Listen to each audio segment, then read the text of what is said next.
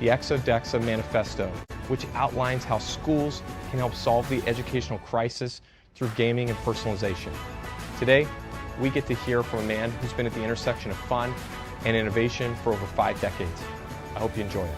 50 years almost after you started Chuck E. Cheese, you walk through the doors. Tell us what that feels like to have something that you created from nothing with a small group of really talented people, that all these years later, it's still creating fun and impact in people's lives. It's if you do something for kids, it's kind of a cheat because there's new kids every year. And so it may be old to me, but it's really brand new to them.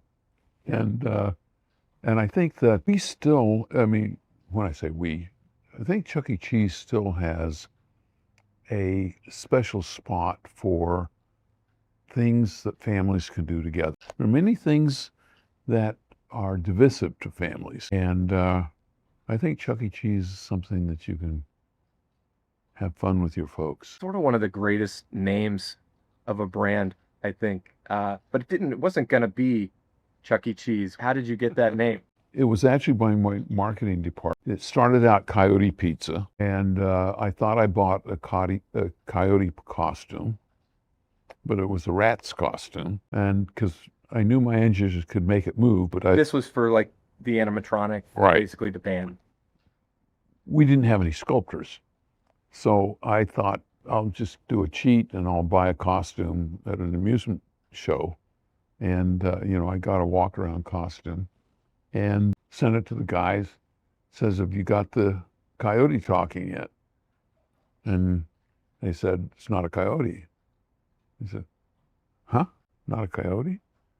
He said, no, it's a rat. It's got a big pink tail. And I said, okay, Rick Rat's Pizza.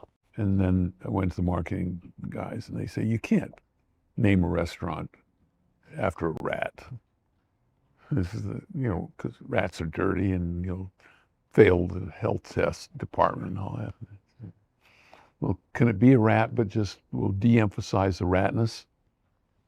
And I said, well, maybe. And I said, okay, I want a happy name. And a week later, we had a staff meeting and they said, we've got the perfect name. 3-smile name. 3-smile name. How do you do that? They said, Chuck E. Cheese.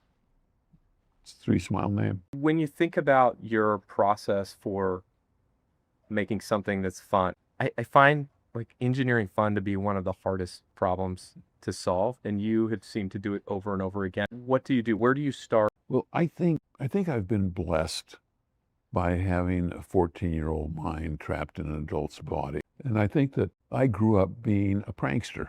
And I think pranks and irreverence are a sort of part of